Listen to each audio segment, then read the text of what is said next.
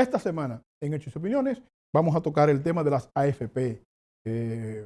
Un programa que a nosotros nos parece que hay muchas cosas que explicar de él. Vamos a tocar a profundidad el tema. Hablaremos de un nuevo programa en la ciudad de Nueva York, una iniciativa que se llama Las Ventanas Rotas. ¿Qué implica eso en el pasado? ¿Qué implica eso ahora en esta coyuntura? Los jóvenes candidatos a diferentes posiciones en la ciudad de Nueva York, el impacto en la comunidad dominicana y la importancia del involucramiento de los jóvenes en la actividad política. Y el tema central, claro, el tema central. Hablaremos de un hecho que aconteció 24 de marzo de 1970 con una persona conocedora del asunto y además, claro, aprovecharemos el invitado especial para tocar temas de política nacional, temas de República Dominicana. Esto y mucho más. Hechos y opiniones. A continuación.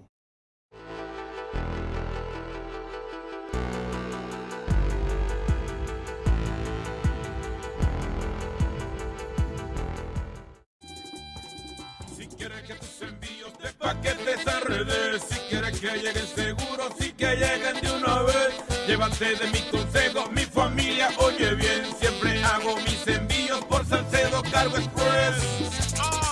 Si quieres que tu mercancía llegue rápida, segura y a tiempo, Salcedo Cargo Express, la número 1, la empresa líder de embarques y envíos a República Dominicana puerta a puerta. La experiencia no se improvisa, simplemente el tiempo nos ha dado la razón. 718-293-7272. Envíos a República Dominicana puerta a puerta, la más rápida, confiable y segura. Salcedo Cargo Express. Te lo digo yo, Chino Aguacate.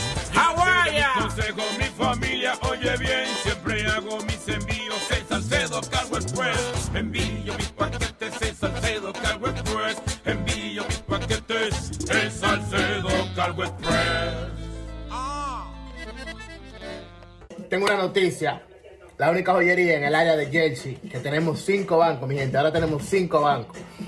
Quapay, Afterpay, CISO, Klarna y ahora nos llegó Synchrony, mi gente. Tenemos un banco que nos da hasta $30,000, sin o con crédito.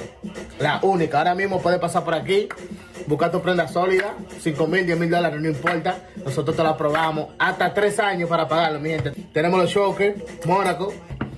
Puedes pasar, tenemos la aplicación. Te lleva tu Cartier o te lleva tu Rolex a 3 años, mi gente. 3 años. Con o sin crédito. Puede hacer la aplicación desde su casa. No tiene que venir a la tienda. Y si quiere venir, porque mucho gusto aquí los recibimos. Gustavo Oro, 14 quilates. Lavazooka.com, la más completa y actualizada página de noticias dominicanas y mundiales. Lavazooka.com, información privilegiada y sin censura, desde Nueva York y para el mundo. Lavazooka.com.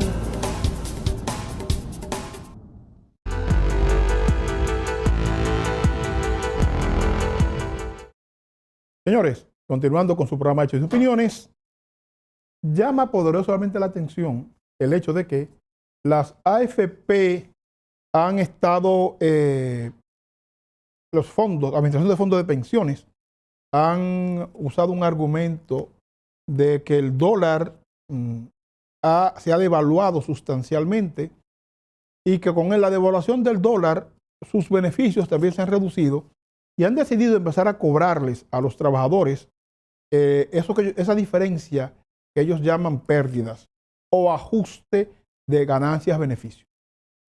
Resulta que las AFP, las ARS, cuando el dólar, la matemática ha sido a la inversa, que el dólar se ha disparado y ha subido de precios, ellos no le han dicho a los trabajadores, resulta que producto de los negocios con el dólar y los ahorros que tienen las AFP y las ARS, usted como beneficiario tiene un bono adicional. Eso no ha pasado jamás. Ahora que el dólar tuvo una baja en la tasa República Dominicana, ellos han decidido penalizar a los trabajadores y esa penalización se traduce sencillamente en un costo altísimo. Nos parece un abuso de parte de las ARS ese asunto, un abuso. Y la coalición por una seguridad social digna está convocando una serie de eventos para el mes de abril, marzo y abril, que tiene que ver con salir a la calle, salir a protestar, salir a denunciar el abuso de las ARS y las AFP. Yo soy de los que se inscribe en la escuela de pensamiento que entiende, no hay forma de arrebatarle los beneficios de los trabajadores a este grupo de empresas si no es a través de la calle, la movilización social, la protesta. No dejan otro camino, porque no entienden. Y para colmo, han estado utilizando figuras importantes de la televisión nacional en campañas publicitarias para convencer a los trabajadores que ellos están haciendo una buena labor. No es posible, repetimos, no es posible que las AFP, que han tenido unos beneficios enormes en estos negocios de la seguridad social y los asuntos de salud, unos beneficios alarmantes, cedan esos beneficios sencillamente porque, bueno, la gente de pronto se sensibilizaron y la gente le cae bien. Eso no va a pasar.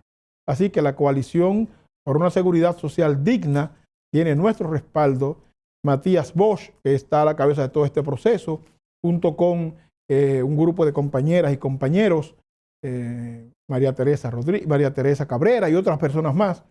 Entendemos que esto hay que empujarlo. Ojalá en Estados Unidos y sobre todo en la ciudad de Nueva York haya un grupo de personas que nos articulemos para hacer alguna demostración el día 24 de abril que diga que, bueno, aunque nosotros no tenemos en esta coyuntura beneficio alguno o participación alguna en este proceso, nos solidarizamos con la demanda, entendiendo que los trabajadores y las trabajadoras en todas partes requieren solidaridad y sobre todo con un programa estafador como este de las AFP y las ARS, que ha venido a esquilmar el salario de los trabajadores.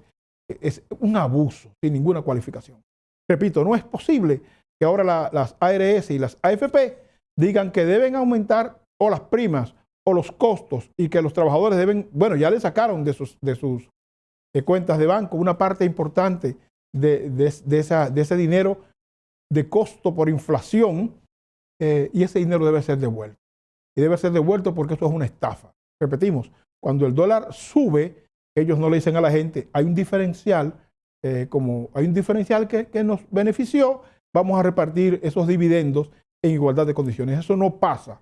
Por lo tanto, no se trata de privatizar los beneficios y socializar las pérdidas. Es un abuso de parte de las AFP y las ARS. Así que ojalá un grupo de compañeros, compañeras, hermanos, hermanas de Nueva York se animen y formemos un equipo, aunque sea pequeño, que el día 24 de abril se manifieste en apoyo y respaldo a la coalición por una seguridad social digna. Miren, permítame caer en Nueva York, porque este tema es muy sensible, tiene que ver con la violencia en la ciudad, tiene que ver con el nivel de fuera de control, digámoslo así, los niveles de dificultad que atraviesa la ciudad por las diversas formas de violencia y de criminalidad. El alcalde Adams ha estado proponiendo algunas salidas, salidas que no necesariamente convencen a una parte importante de la población, apenas se han puesto en ejecución, pero hay una parte importante de la población que no necesariamente está convencida de ello. Y en esa dirección, hay imágenes horrorosas, pero esa es la realidad que estamos padeciendo en la ciudad. En esa dirección ha habido el propósito de retomar una práctica que se puso de moda, que se aplicó en la administración de Rudolph Giuliani, que es la iniciativa de las ventanas rotas. Iniciativa Ventanas Rotas. Yo quiero que ustedes me permitan, por favor, mencionar brevemente de dónde viene toda esta propuesta de Giuliani, porque hay sectores que adversan a la propuesta y porque hay sectores que entienden que la propuesta es necesaria en esta coyuntura. En 1969, la Universidad de Stanford quiso hacer un experimento en la ciudad de Nueva York y en California para establecer la diferencia entre un vecindario de clase media o clase alta y los vecindarios de los sectores populares. Y escogieron la ciudad del Bronx para eso. En ambas ciudades pusieron autos del mismo auto, el mismo año, la misma condición, para ver la reacción de la gente frente a un auto abandonado. En el caso del Bronx, el auto fue desmantelado en horas. Le llevaron las piezas, le quitaron los cristales, etc. En el caso de Los Ángeles, en Palo Alto, pues durante una semana el auto nadie lo tocó. La primera conclusión de los cientistas sociales era, bueno, parece ser que la pobreza conduce a la delincuencia. La primera hipótesis fue esa, como algo natural. Opuestos a esa conclusión de parte de algunos científicos, establecían que, bueno, vamos entonces a Palo Alto a poner el mismo auto, pero con las ventanas rotas. Y cuando rompieron el cristal del auto en Palo Alto, sucedió exactamente lo mismo que sucedió en el Bronx. Fue desmantelado, le robaron todas las piezas, etc. Lo que hace concluir que el asunto de el robo a un auto, por ejemplo, no tiene que ver con el nivel de pobreza, sino que tiene que ver con el nivel de descuido del área o de descuido del objeto, en este caso el auto. La condición de abandono total y la condición de que no le duele a nadie porque está roto, en este caso el cristal, y al no dolerle a nadie, entonces los desaprensivos decidieron actuar por su propia cuenta. Bueno, el apunto es que la experiencia en el gobierno de Rudolph Giuliani respecto a esta práctica, a esta iniciativa de las ventanas rotas, no, a pesar de que mucha gente reclama que durante la alcaldía de Rudolph Giuliani se redujo sustancialmente la criminalidad, y eso no se puede negar, no es cierto, no es menos cierto que el precio que pagó la sociedad neoyorquina fue muy alto, porque bueno, ahí se aplicaron todas las técnicas posibles para reducir la delincuencia, y eso permitió unos niveles altísimos de abuso. Aunque la alcaldía del mayor Eric Adams no le ha puesto a este programa, a esta iniciativa, ventanas rotas, lo que están planteando subyace que esa va a ser la práctica. Y entonces importantes sectores neoyorquinos vinculados con los derechos humanos y la sociedad civil entienden que hay que evitar cometer los mismos abusos y excesos que se cometieron con la primera versión de esto en la alcaldía de Giuliani, aunque sectores importantes de la ciudad de Nueva York, desesperados producto de la delincuencia fuera de control en estos momentos, entienden que habría que aplicarlo tal cual lo conocemos, tal cual se conoció en el pasado, de suerte que frene la actividad delictiva. Hay un esfuerzo de la gobernadora del estado de revertir aquellas leyes que se aprobaron en el 2020. Bueno, las leyes que se aprobaron tenían que ver con la ley de fianzas, que permite que determinados delitos o violaciones no requiera fianza y que la gente puede ir a su casa a esperar la sentencia sin tener que pasar por la cárcel. Dos, también ha traído como consecuencia que ante determinados delitos no se consideren propiamente delitos, y entonces eso sectores importantes de la ciudad entienden, le ha soltado la mano a los delincuentes comunes para que puedan hacer todo tipo de tropelías sin el temor de ser arrestados, porque esas leyes del 2020 protegen esa práctica. Creemos que la sociedad debe reflexionar en torno a ambas cosas. La viabilidad de aplicar las leyes del 2020, la ley de fianzas y otras más que están en ejecución en este momento en la sociedad actual, o la pertinencia de que las mismas o sean suspendidas, anuladas o sean modificadas. De suerte que hay una concatenación entre lo que pasa hoy en la ciudad de Nueva York respecto a la delincuencia y a la criminalidad versus las consecuencias que debe pagar el que se ve envuelto en una acción criminal. Todo eso debe sopesarse con cuidado, de suerte que esa reflexión en torno a las leyes, más la propuesta de la iniciativa de cristales rotos, sean coherentes, se correspondan una con la otra y podamos combatir en la ciudad de manera efectiva el crimen y la delincuencia, pero sin excesos que violen derechos humanos y sobre todo sin perfil racial. Que no empiecen a detener latinos, afroamericanos, asiáticos, por ejemplo, árabes, por ejemplo, simple y sencillamente por su aspecto, sino por sus hechos. Y que en esa dirección, el perfil racial no juegue un papel fundamental. Obviamente, ya dijimos en programas anteriores, se hace necesario que los servicios de inteligencia de la policía local hagan su trabajo. Pueda identificar acciones, tareas con tiempo para evitar tener que hacer redadas amplias que sencillamente no establezcan la diferencia entre unos y otros. Así que vamos a darle seguimiento a la iniciativa de las ventanas rotas, a la propuesta del alcalde y a la posibilidad real de que nosotros podamos superar la criminalidad sin perfil racial y sin discriminación. Así que, señores, empezó su programa de todas las semanas, Hechos y Opiniones, ya regresamos, no se muevan.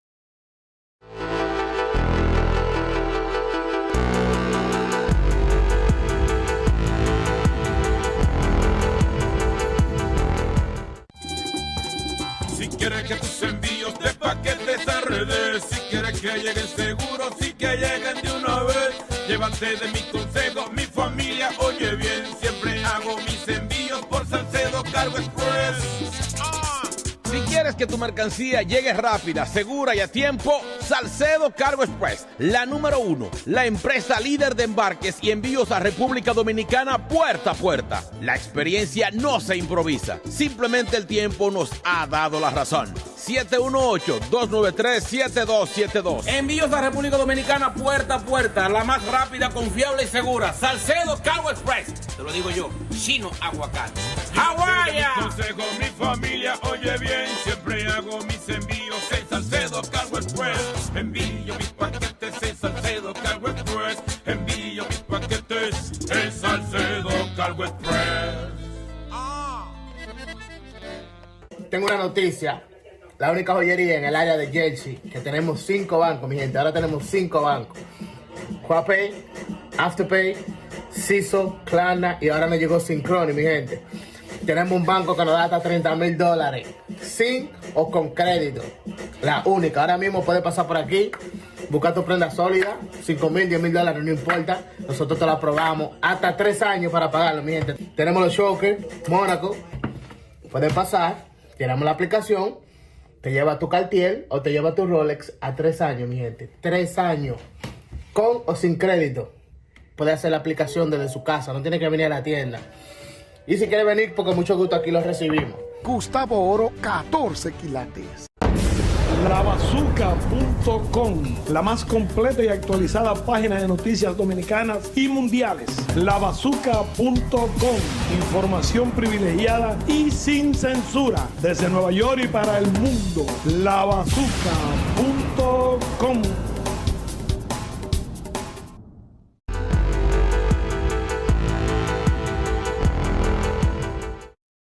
Bueno, señores, Hechos y Opiniones al aire. Una de nuestras preocupaciones, de nuestras alegrías, es la gran participación de gente joven aquí en la ciudad, en el estado de Nueva York, en actividad política. La comunidad dominicana en particular los jóvenes de la comunidad dominicana han estado inmersos en la actividad política y sobre todo desde una perspectiva progresista. Jóvenes que ven la importancia de defender la clase trabajadora, jóvenes que ven la importancia de involucrarse en la comunidad para tareas importantes de bienestar colectivo, jóvenes que ven la actividad pública como una actividad de servicio, no de servirse, y está pasando una oleada importante en los Estados Unidos. Esto nos agrada sobre todo porque, a mi juicio, y es una hipótesis muy personal, la participación del senador Bernie Sanders ha motivado a muchos jóvenes y lo ha hecho despertar respecto a la importancia, por ejemplo, de que la educación universitaria sea gratuita. Dejar de finalmente pagar préstamos tan altos, préstamos tan costosos, préstamos que la gente trabaja 20 años y en 20 años es que apenas puede concluir de pagar esos préstamos estudiantiles. La propuesta del senador Sanders de un seguro de salud universal y gratuito para todos, entendiendo que el presupuesto norteamericano lo permite y lo soporta. Estas propuestas de Sanders, a mi juicio, han sido las propuestas que han motivado a que estos jóvenes se involucren de manera que lo ha hecho en la actividad política y sobre todo que se orienten hacia posiciones progresistas, posiciones más allá de la politiquería. Y para darle, digamos, fuerza a lo que estoy diciendo, en la ciudad de Nueva York, por ejemplo, la comunidad dominicana pasó a tener 6 concejales, todos jóvenes, todos muy jóvenes, incluso algunos que no necesitaron el auxilio de las maquinarias políticas para llegar a su curul. En la Asamblea Estatal ha estado llegando una pléyade importante de jóvenes con posiciones interesantes respecto al rol que deben jugar las comunidades, no los políticos, las comunidades para su bienestar colectivo. En ese marco, y honrando nuestra comunidad, una joven se propone, digámoslo así, desbancar a el eterno asambleísta del Distrito 81, y esta joven es Jessica Altagracia. Esta chica nos sorprende porque el distrito que ella pretende representar, que es el Distrito 81, tiene una presencia importantísima de la comunidad dominicana, importantísima de la comunidad latina, y ha estado representado desde el 94 por una persona que no tiene derecho, claro que tiene derecho a representar el distrito, pero que no necesariamente conoce la dinámica, la cultura, el pensamiento de la gente que vive en ese distrito, y muchas de esas personas no se sienten debidamente representadas por el actual incumbente. En esa dirección, la candidatura de esta jovencita, Jessica, viene a oxigenar el distrito y viene a plantear la necesidad de que los jóvenes adquieran posiciones, asuman posiciones respecto a la situación de crisis de sus distritos, respecto a la ausencia de los oficiales electos en sus distritos, respecto a la democratización electoral de su distrito y respecto a una representación adecuada respecto a la demografía étnica del mismo. En esa dirección vamos a tener pronto a la señorita Jessica Altagracia con nosotros en este programa, pero queríamos traer esta información porque es de mucha alegría para nosotros como comunidad, nosotros como minorías, ya no solo los dominicanos, sino los latinos, los afroamericanos, que una persona de su edad y una persona de su visión se interese por participar en política, dejar de lado carreras que dejan muy buenos beneficios por dedicarse a una actividad noble como la actividad política, en donde la persona no debe buscar nada para sí mismo, sino que vaya a servir. Así que estamos complacidos con el cúmulo creciente de jóvenes que se involucran en esta actividad. Repetimos, complacidos además de que se comprometa con un pensamiento de avanzada, un pensamiento en donde se va a servir y un pensamiento en donde se piensa en la clase trabajadora como esencia y como la clase que genera la riqueza. No es al revés, no es como nos han dicho, que si los empresarios no ponen el dinero, la sociedad no camina, es exactamente al revés. Si los trabajadores no ponen el sudor y no ponen el trabajo, el empresario no se hace rico. Es exactamente a la inversa. Y muchos de estos jóvenes, entre ellos Jessica Altagracia, entienden esa dinámica y ese es el valor a nuestro juicio, de su participación, de ella y de otros. Aquí estuvimos a Ángel, por ejemplo, que aspira a una posición en el distrito 33 del Senado estatal, porque la idea es esa. La idea es que estos jóvenes avancen y que nosotros como generación le demos paso, le tendamos una alfombra que le haga las cosas menos complicadas, con el compromiso de que al llegar a la posición no se van a desconectar del vecindario. Van a crear asambleas a través de la cual puedan rendir cuentas, pero además puedan oír la opinión de la gente respecto a las diferentes propuestas legislativas y recoger el pensamiento de la gente. Explicarle en arroz y habichuelas a la gente qué aspiran, por qué determinada propuesta, cómo beneficia o perjudica a los sectores nuestros. De igual forma, cuando haya que pactar con otro sector para que una determinada ley que beneficie a los sectores nuestros avance, plantearlo. Bueno, hubo que pactar con, qué sé yo, el sector de real estate, por decir algo. Ellos van a ceder en tal parte y nosotros en tal parte.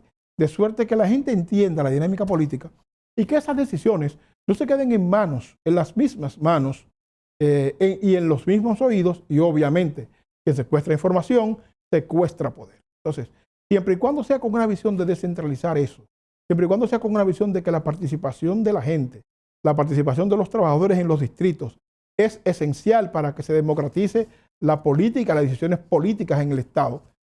Si es con esa visión, bienvenida esta camada de jóvenes interesados en participar en actividad política.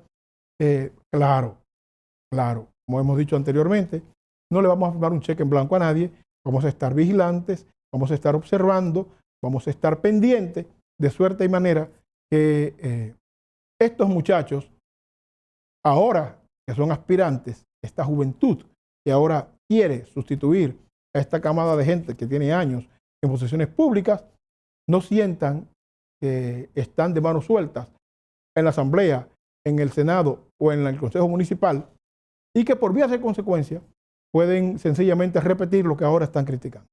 Y lo que, por lo tanto, nosotros como programa y como personas estaremos pendientes de sus ejecutorias. Le vamos a dar la mano y el respaldo en todo lo que sea necesario, pero estaremos pendientes de sus ejecutorias para que se actúe, se piense y se camine en la misma dirección. Para evitar malas prácticas, por una razón: si no hay vigilancia, si no hay criticidad, los oficiales electos, el funcionario público puede salirse de control, puede romper sus promesas y puede caer exactamente en lo que ha criticado anteriormente. Así que nuestro respaldo, nuestro aprecio a esta joven que aspira a sustituir al actual incumbente, que repito, tiene 28 años en la posición, que pretende representar mejor el Distrito 81 en la Asamblea Estatal por el cambio que ha tenido el distrito en los últimos 15 o 20 años, por una representación más amplia en términos étnicos, pero sobre todo una representación de clase, una representación política de la que todos nos sintamos profundamente orgullosos. Así que, Jessica Altagracia, nuestras congratulaciones. Cuente con este programa, porque personas como usted valen la pena que lleguen a una posición de poder. Señores, ya regresamos. Unos minutitos, no se muevan.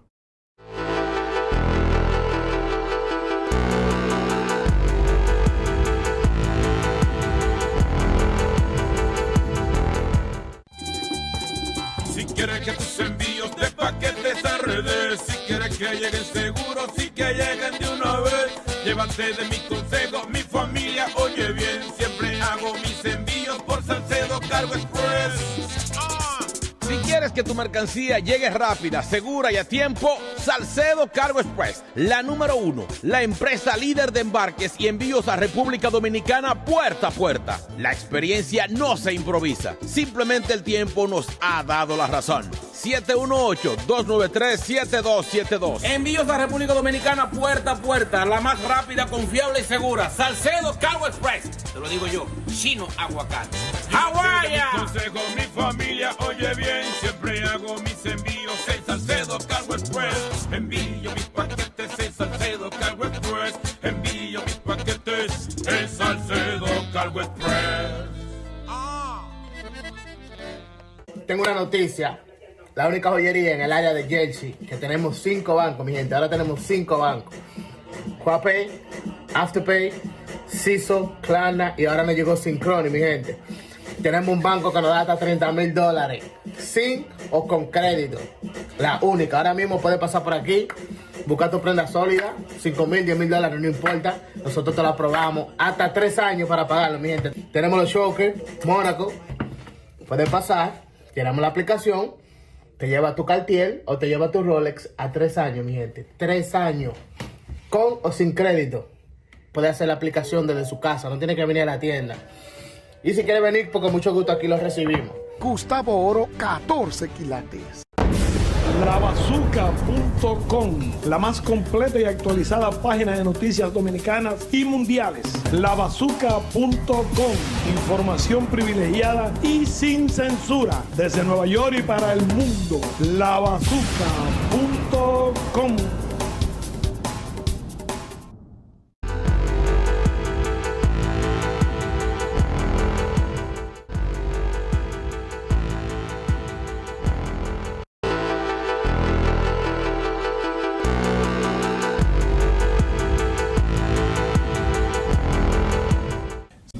Abra las rejas, señor gobierno, para que salga, señor gobierno, los que están presos, señor gobierno, por lo que piensa, señor gobierno. Bueno, familia, empezamos con un tema que a mucha gente, me imagino, se le engrifaron los pelos, porque es un tema que a nosotros nos recuerda todo el proceso de lucha de la dictadura de Joaquín Balaguer. Y hoy queremos tocar un tema poco tratado en la República Dominicana. El 24 de marzo de 1970 hubo un acontecimiento en el país que remeneó las simientes del poder y que además la sociedad dominicana entera estuvo en vilo durante un tiempo, unos días. Fue el secuestro del coronel Donald J. Crowley, un coronel agregado militar de la Embajada Norteamericana en República Dominicana. Un comando que demandaba la liberación de un grupo de sus compañeros, secuestró al coronel. Y para hablar de este tema, tenemos a alguien que, bueno, estaba en el país, estaba en la capital, vio un poco los movimientos, porque hoy queremos hablar, más que del hecho, queremos hablar de un poco el ambiente que había en la capital el 24 de marzo de 1970, y nada más y nada menos que Ángel Mecaín para que nos hable del tema, comandante. Muchas gracias, Samuel. Indudablemente es un tema que remonta a uno a aquellos años. Y yo te decía que hay un antes y un después. Y digo un antes porque hay que recordar que Balaguer fue una imposición de la ocupación norteamericana del 1965. Correcto. Y cuando Balaguer corre en el 66, con el país ocupado, se montan unas elecciones y prohíben todos los derechos a los partidos de oposición. Unas elecciones que se hicieron, perdón Ángel, con la bandera del Partido Reformista y las bayonetas de los guardias de la invasión americana. No, indudablemente que sí, o sea, había.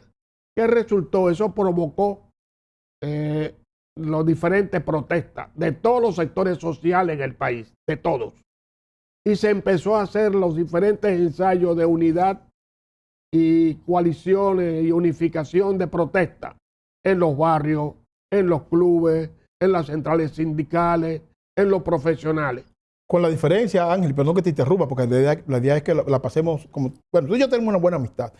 Con la diferencia de que los sindicalistas de esa época eran sindicalistas de verdad, no eran negociantes. No eras empresario con nombre de sindicalista. Bueno, indudablemente que sí. Es una situación real. La clase trabajadora estaba imbuida en otro tipo de lucha. Los hombres que estaban a la cabeza estaban por verdadera conquista del sector laboral.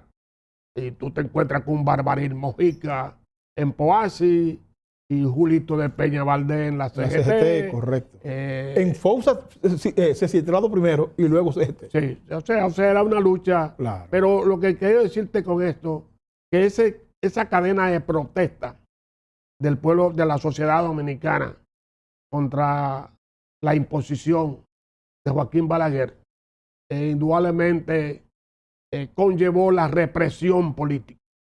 Y las cárceles se llenaron de presos.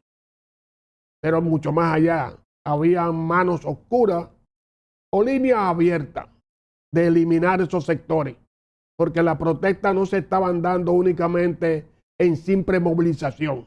O sea, tú quieres decir, Ángel, que la operación limpieza que empezó el MAC y que empezó los servicios, los cuerpos represivos de Joaquín Balaguer en el 65-66, se extendió con otro nombre a partir del gobierno de Balaguer en el 66. Indudablemente que sí.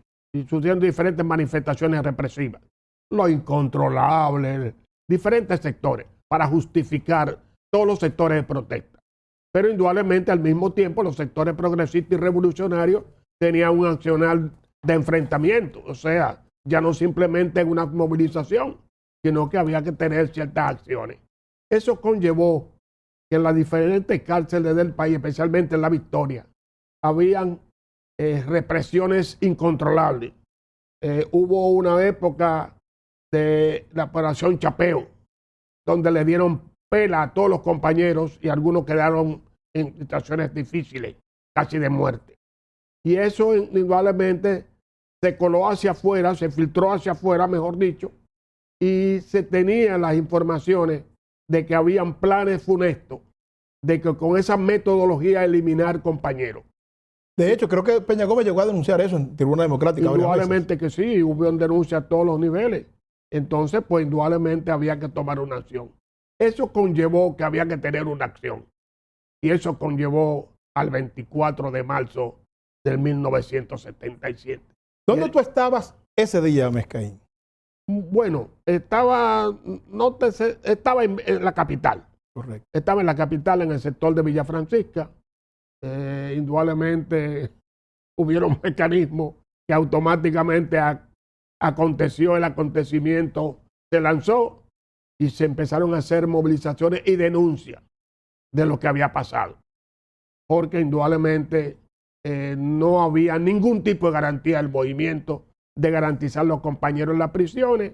Indudablemente esa fue una de las razones por las cuales los sectores que coincidieron en de que se hiciera eso estaban claros de que había que buscar un mecanismo aparte, de que habían antecedentes internacionales cuando hicieron, tú recuerdas a los vietnamistas, claro, lo hicieron con el agregado militar en Vietnam para conseguir, aunque indudablemente fueron traicionados, que fue el fusilamiento de Guyonin Van Troy.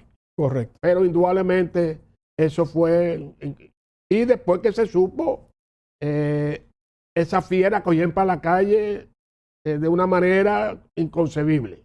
Pero indudablemente había que estar preparado. Los sectores respondían en la medida de las posibilidades y el conseguir que esos compañeros encabezados por Maximiliano fueran sacados hacia el exilio, indudablemente eso profundizó el grado represivo. Déjame conectar eso que tú dices con otro dato. ¿Hasta dónde, que tú sepas, es correcta aquella aseveración de algunos sectores de que la motivación de Camaño en el 67 para irse a Cuba por un entrenamiento guerrillero se debió a que entendía que el gobierno de Balaguer había incumplido el pacto, el acta institucional, y estaba cazando a los compañeros de Camaño, de los comandos, etcétera, y se sentía traicionado por el incumplimiento del pacto y se sentía comprometido en honrar la vida de los compañeros que estaban cayendo en las calles dominicanas? Mira, indudablemente que sí, pero era hasta un sueño pensar que un país ocupado, que venía de una guerra, de un enfrentamiento, iba a ser condescendiente. Automáticamente el líder fue fuera del país. Los compromisos estaban ahí, pero no se iban a cumplir, no se cumplieron. Y ya la represión de ahí en adelante fue incontrolable y misericordia con los sectores progresistas. O sea, podríamos concluir, y tal vez esto es tremendismo de mi parte, Ángel, que fue la represión abusiva, criminal y dirigida por el MAT y los servicios de inteligencia en Santo Domingo lo que orilla y obliga a muchos compañeros revolucionarios a involucrarse con acciones violentas. O de acuerdo que sí. No más por ataque, más por defensa que por ataque. Pero que no había otra alternativa. O sea, ya simplemente no bateaban con movilizaciones de los sectores laborales o con los sectores estudiantiles en la UAS. Había que demostrar que había otra situación.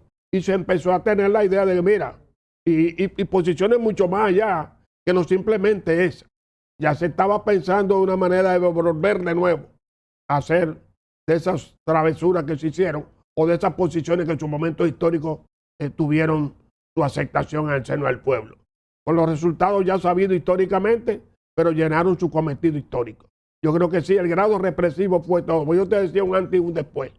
El avenimiento de Balaguer en el 66, la línea de que, mira, vamos a terminar la manera combativa del pueblo dominicano, porque indudablemente hubo una política de combate permanente en todos los sectores. ¿Tú tuviste alguna experiencia, Ángel, respecto a aquella práctica de la policía de mirarle el hombro y los dedos a la gente para ver si participaron tirando en la guerra? Bueno, yo personalmente no. Okay. Pero conoce la práctica. Pero indudablemente sí, indudablemente había esa metodología de compañeros. Tú sabes que nosotros en Villa Francisca, San Carlos, teníamos la facilidad de movernos de la parte constitucionalista a la parte controlada por los Estados Unidos, el CEFA. Y los compañeros te decían a ti que eran registrados. Inclusive en el chequeo de la Francisco Enrique y Carvajal con Duarte, cuando tú pasabas en ese corredor te chequeaban. O sea, no con una manera muy casual, pero te tocaban, ¿no? Te tocaban, no a todos, pero lo hacían, aunque fuera al azar, pero lo hacían. En Villa Francisca, ¿cuál era el ambiente cuando se dice secuestran a un coronel norteamericano? Mira, indudablemente, lo primero que se hizo fue tú recurrir a los sectores que te podían decir qué estaba pasando. Orientarte. Y buscar la comunicación con los compañeros que tú sabías que estaban, porque eso no fue al azar, que podían estar alrededor. O tener alguna información al respecto. Del apoyo político. Correcto. Y entonces, pues indudablemente sí, pasó, está pasando, y bram. Y hubieron las orientaciones, cuidado, porque lo que va a venir no es fácil. Y efectivamente ahí está el resultado, ahí está el precio. Pagamos con Amin, pagamos con Otto, pagamos con Chapó, pagamos en ultramar con Maximiliano Gómez el Moreno. Y después la secuencia que siguieron eso. Todo el que ellos entendieron de que estuvo vinculado. Sospecha de vínculo. Era suficiente. Indudablemente que sí. Indudablemente que sí. Inclusive están así que compañeros que regresaron después del secuestro fueron eliminados. Como Clodomiro Gotró. Por ejemplo. ¿Ok? Clodo fue un gancho que le formaron. Una montaje de que supuestamente iba a atracar o atracó. Del hecho se ha dicho que el comando que llevó a práctica este secuestro no maltrató nunca al coronel y que el coronel de alguna manera atestiguó que él no fue víctima de abuso, de maltrato, que tuvo un buen trato. ¿Tú sabes algo de eso? ¿Te llegó alguna información de eso? No, yo, o sea, primeramente, yo no creo que hubo trato ni maltrato. Él lo certificó después. Correcto. Y aparte de eso, el problema no era maltratar, porque era una acción política para conseguir un objetivo y era decongestionar la cárcel, específicamente a La Victoria, los compañeros que eran potencialmente, podían ser víctimas, como fue Guillén y demás, asesinados en una prisión. Porque valga decir que en La Victoria, en esa época, desde el Trujillato, pero en la época de Balaguer, metían calieses que asesinaban adentro a los militantes. Oye, había operación limpieza. Se sacaban del paseo del hospital, como llamaba un sector, o el sector político, y te tiraban todos esos tigres a darte funda. O unos mayores y ubicados, porque no era, habían presos, fulano, esto está bien, 2 galletas, pero cuando ellos evidenciaban un cuadro, le daban pela y ahí está la muestra de Guillén, y lo hicieron con Luis Gaspar Gugui, y de Mayerba, que se lo dejaron por muerto. Y con varios militantes. Sí, no, en la zona norte. Que sí, no. Y otros compañeros que después que salieron de ahí murieron causa y consecuencia de la golpiza que recibieron ahí adentro. Sí. Hablando de la época y de la violencia, ¿tú llegaste a ver acciones criminales de la banda colorada? Bueno, nosotros tuvimos un enfrentamiento con esa gente que bajaron una vez a Ciudad Nueva, allá en su cuerpo represivo de la banda. Y indudablemente cuando veníamos de allá para acá, nos encontramos ellos, recuerdo, en la Juan Isidro Pérez con palo hincado, Uepa. que andaban ellos dando su funda y bueno, tuvimos que revertirnos de habilidades que uno aprendía en el acontecer diario para evadirlo, pero estaban de una manera represiva. Y en sectores del barrio, en Villa, fueron a diferentes casas de amigos, de amigos de gente democrática, simplemente por ser de Villa, o ser de San Carlos, o ser de Villajuana, en sectores tradicionalmente inquietos, progresistas y revolucionarios. Sí, indudablemente que sí. Yo recuerdo dos acciones pequeñas de la Banda Colorada. Dos acciones por las que mi mamá decía que no quería que yo creciera en esa dictadura y maldecía permanentemente a Balaguer. Mi mamá era evangélica, pero decía que ella era la única comunista que creía en Dios. Escucha eso, ¿eh? Yo recuerdo que en Los Cachorros de Cristo Rey, la Banda Colorada se apió, nunca lo olvido, se apió de unas camionetas rojas Toyota. Entraron a la cancha, sacaron a un muchacho de ahí, le dieron pela con cadenas, le dieron pela con alambres de púa y con espinas, se la clavaban en la espalda. Recuerdo también que una hermana de uno de los muchachos, eran dos, una hermana de uno de los muchachos que estaba siendo maltratada, salió como fiera a defender a su hermano. Los tres los subieron a la camioneta y yo no volví a saber más de esa gente. Otra acción pequeña que recuerdo, en Cristo Rey también, un muchacho que militaba en un grupo de izquierda de la época, trabajaba en Industrias Nigua. Ese es el inmenso Otto Morales. Ese es el asesinato del comandante Otto Morales. Fue a llevar la comida a su esposo a mediodía. Recuerda que antes le llevaban la comida a la gente a las fábricas y salían a comer. El muchacho tenía clases en la UAS en la noche, por lo tanto se iba de ahí con la comida, se cambiaba de ropa y se iba a la universidad. Y esa señora que aún vive en Cristo Rey debe tener la ropa guardada que le llevó al esposo porque él salió de Nigua y jamás supieron de él. Y esas fueron acciones de la Banda Colorada y el gobierno de Balaguer que a mí me tocaron de cerca siendo pequeño, porque realmente el nivel de represión contra el movimiento era espantoso. Estamos hablando de un cuadro en el que no había garantías para nadie y en el que un militante que consideraran de izquierda, aunque fuera incluso PRDista en esa época, considerado de izquierda, era suficiente motivo para que lo desaparecieran o lo asesinaran. O sea, que estas acciones van arrinconando al movimiento progresista, al movimiento de izquierda de la época, y entonces se ven la necesidad de tomar acciones que permita que su gente no siga cayendo en las calles o no muere en las cárceles preso. Indudablemente que sí. O sea, yo te digo a ti, esos sectores marginales para esa época, Capotillo, Cristo Rey, La Fe y demás, para esos sectores de la Banda Colorada es mucho más fácil su agresión que hacerlo en sectores donde ellos no tenían esa gran población, porque lamentablemente el reclutamiento por ablandamiento de muchos de la Banda Colorada habían sido muchachos de inquietud en los barrios y hay uno más que otros militantes de algunos partidos.